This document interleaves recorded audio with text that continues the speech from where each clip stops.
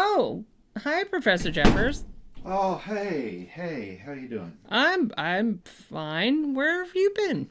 What do you mean, where have I been? Where have you been? Every time I've come in here to try to record, all I find is rocks around here. Well, you've been gone for like a month, sir. Hey, hang on.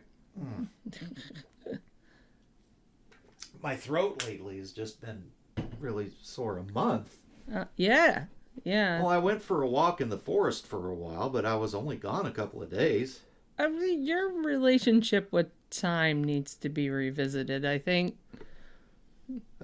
Maybe you're right. Sometimes I lose track. Oh, well, I think, are you ready to, do we have any questions? I have an interesting question, and then we had somebody submit one through Discord, so Oh, okay. it'll be fun. All right. Well, I mean, I've got a couple actually myself that someone sent, but let me go ahead and get the thing started. Hang on. All right.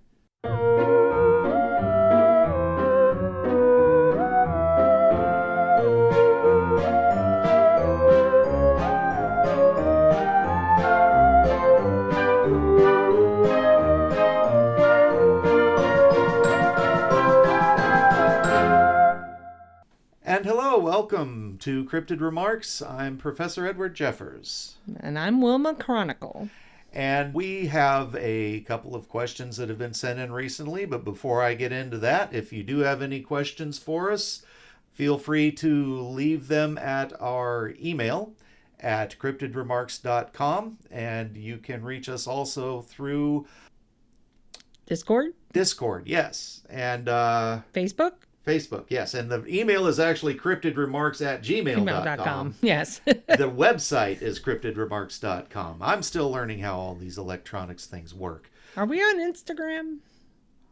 Yes, actually, we do have an Okay. Instagram. I have been told that maybe avoiding Twitter is a good idea, but I don't think Twitter exists anymore, actually.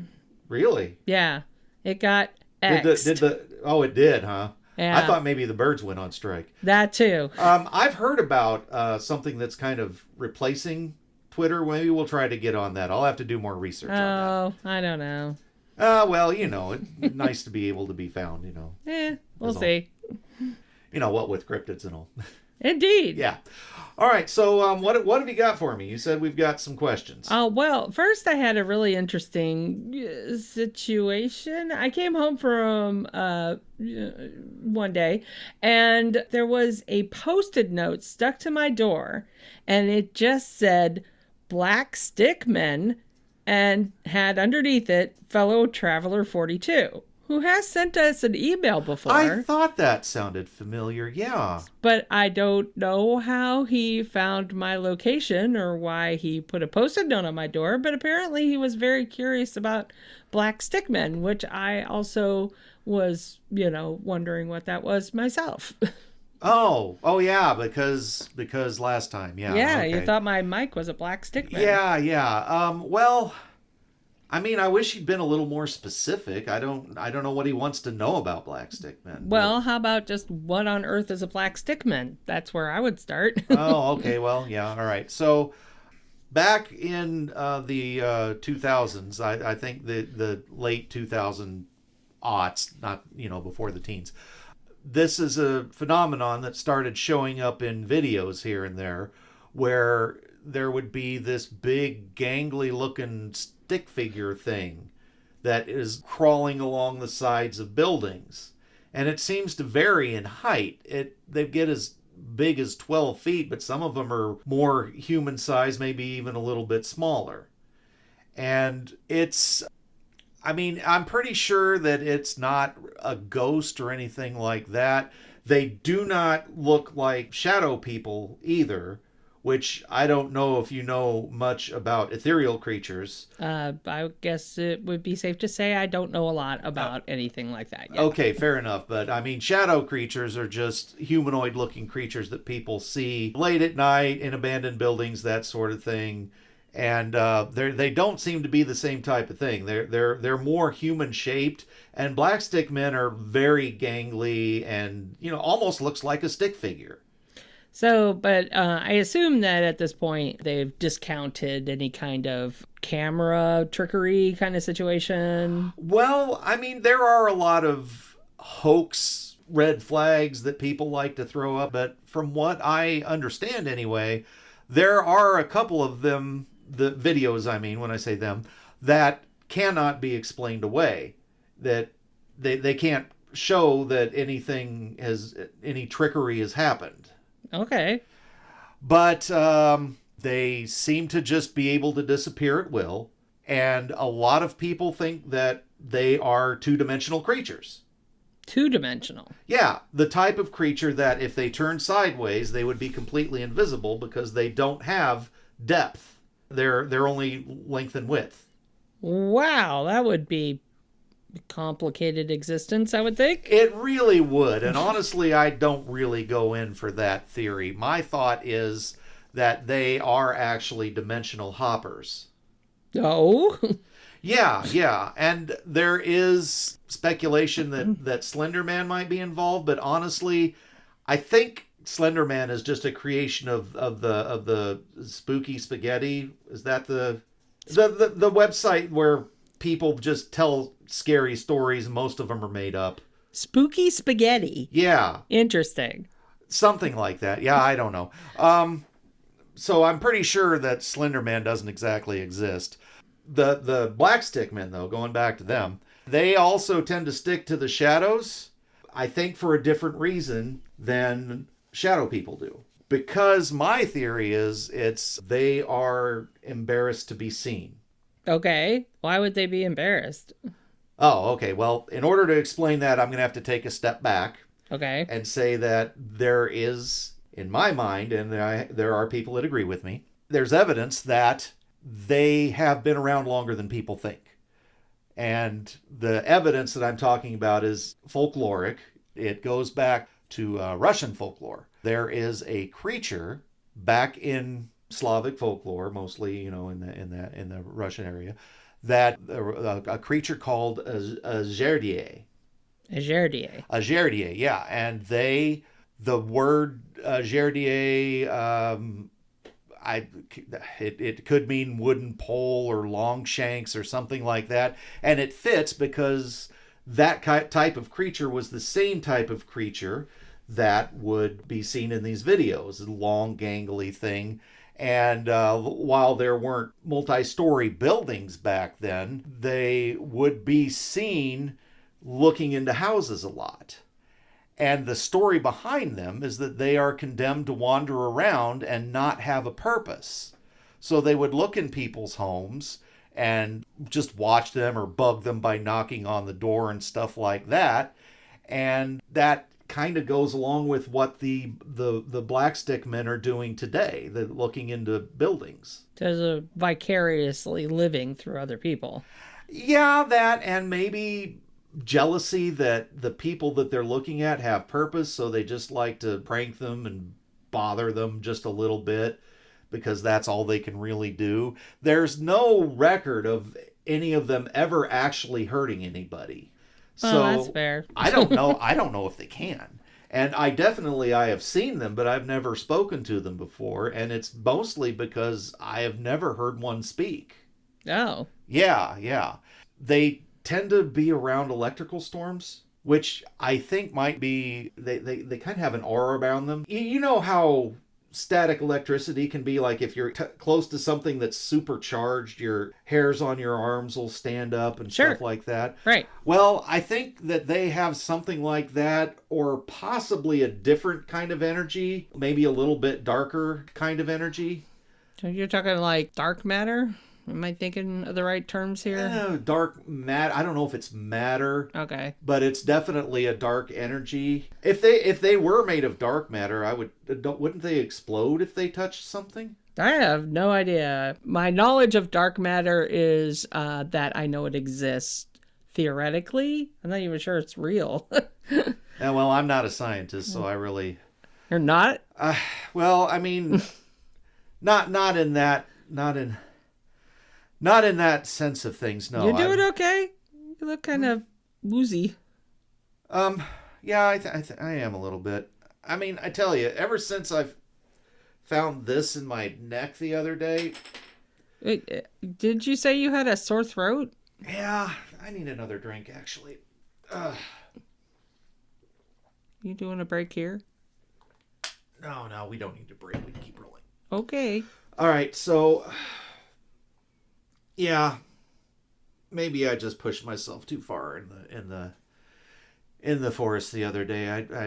I should probably take a nap after this. Okay, so Naps are great. yeah. I do have a question if you're okay. Oh yeah, and I've got, like I said, I've got a couple more too, but go ahead. What question do you have? Okay, so this is through Discord.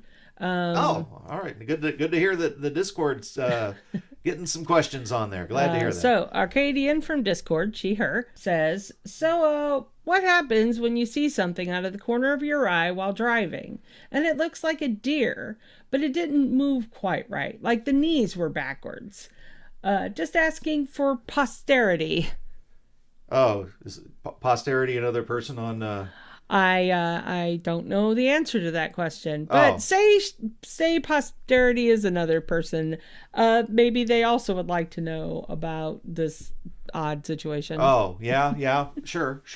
Well, I mean, it could be any number of things, but running on the theme of the deer, probably, well, one of two things. It definitely is a shapeshifter either way, but it could be any type of shapeshifter. But the one that makes the most sense to me is that she saw a deer woman.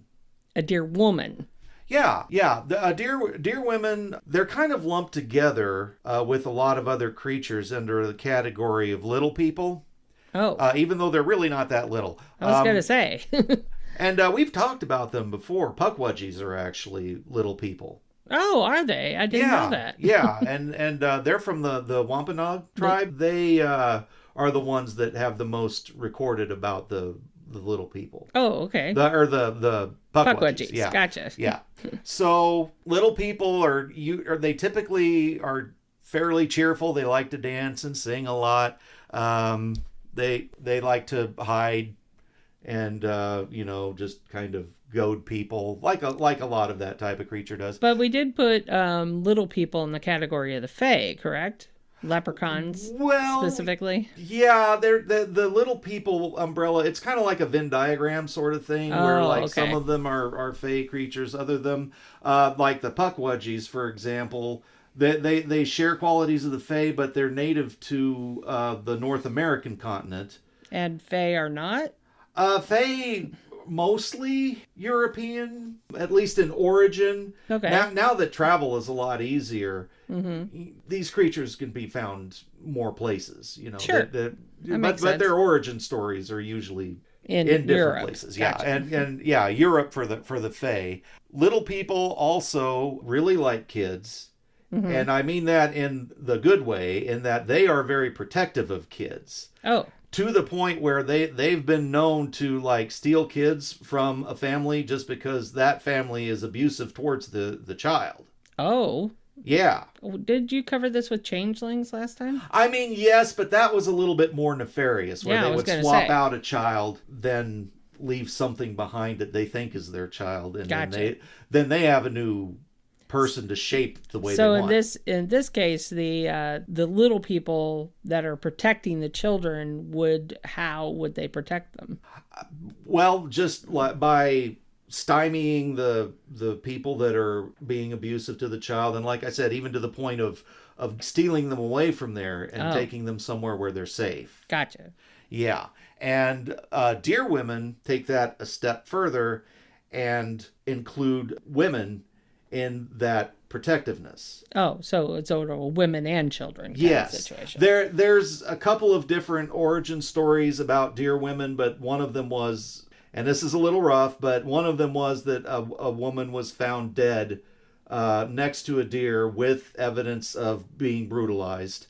And because of that, deer woman appeared and is aggressively protective of women and children who are abused, mostly by men, but I mean, I think it's just in general. Yeah, in general. Gotcha. If a woman or child is Not a Yeah. protector spirit so much because they're not spirit, but Yeah, a they're not protector really entity. spirits so Yeah. much. They're kind of other. Yeah. They're not spirits. They're not gods. They're not really Corporeal? just corporeal, but they definitely they're their own thing. Interesting. Yes, but they are shapeshifters. They do fall under that category, and they have two typical forms. There's the deer form, and then there's the form of a woman who can be seen with horns, sometimes antlers, I guess, when it's deer. Yes. And they always have feet that look like deer feet. Oh, that's got to be complicated, just physiologically. Oh, Physiologically. Yeah. Because tiny feet, antlers on your head. I mean, your form is going to be top heavy, for lack of a better term. A little, yeah, but the form is also usually strikingly beautiful.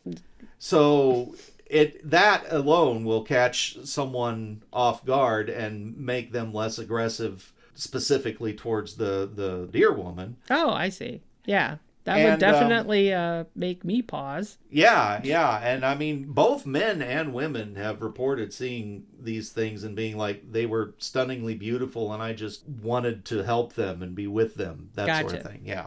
Sort of like a glamour / enticing situation. Yeah, and they're very graceful as well, which I'm sure helped. They love dancing. Oh, they really do. And the deer feet maybe trip them up a little bit there, but their gracefulness still allows them to dance. Mm-hmm. And it's a bit like graceful like a Disney princess. Yeah, exactly. So like, hi, how does this woman possibly balance on those tiny feet? Yes. And the thing is, they're also very, very sensitive about their feet. If she catches you staring at her feet, she might just disappear, leave. Well, yeah, completely. I mean, why be around when people are looking at you odd? Yeah, and another thing, they really just don't like tobacco. Oh. Yeah, you do not want to be smoking around them or anything like that, but are we talking like just tobacco or smoking anything? Oh, just tobacco, as far as I know. I mean, I've never tried to smoke weed with a deer woman before. Well, I must, would smoke. I mean, is it smoke in general, or is it tobacco? Oh, no, it's the tobacco. Okay, gotcha. It is definitely the tobacco for sure. But yes, please let me know if you ever toke up with a deer woman. Oh, I definitely will. I mean, the one I studied under, she didn't really like doing anything like that. So. Okay. Oh yeah, Did she have a name? Oh yeah, her name's Anna Kite. Anna Kite. Yes. She brilliant woman, and I learned quite a bit from her. Interesting. Yeah. Where does a Ms. Kite hang out? I think it might have been. It was definitely a forested area. I mean, definitely my kind of girl likes walking around in the forest. And indeed. Yeah, I think it was mostly in Appalachia. Mm-hmm. That area. I mean, they're seen all over the United States. But, gotcha. Interesting. But yeah, specifically Anna. I don't know if she still lives there or not. It's been a while since I've seen her. Yeah. Interesting. Yeah, and because of everything that I talked about before, the glamour, everything like that, they do hold a certain power over people, and they will either help you through a forest if they feel like that you're worthy, sure, or they will lead you into the middle of a forest and leave you there. Yikes. Because remember what I said before, she is sort of a vengeance spirit when it comes to protecting those that are helpless. Or in need of help. Not saying women are helpless, but like in if need someone's of help. being, yeah, that sort of thing. So you need that nap. You're looking like you need a nap. Naps are great. Well, I love naps. I've got a couple. They're good. I got a couple more questions, but well, we can save those for later. Yeah, that might be a good idea. Okay. So you want to outro this, or you? Well, go ahead and do if you want to send that sort of. I'm gonna. Oh, we kind of already covered that. So yeah. So if you have questions, please send them in, and we'll be sure to get to them after Professor Jeffers has a nap. Yeah, I'll be. You gonna be okay? I'm going to go lay down. Okay. You've been listening to Cryptid Remarks. The part of Professor Edward Jeffers was played by Jeffrey Morton. The part of Wilma Chronicle was played by Kimberly Morton. All music was written by Ruben Fansler. Sound editing by Jeffrey Morton and Ruben Fansler. Our web guru is Aaron Milosic. If you have any questions you would like us to cover, contact us at cryptidremarks@gmail.com or link to our Discord through cryptidremarks.com. Thank you for listening. And don't worry, I probably don't exist either.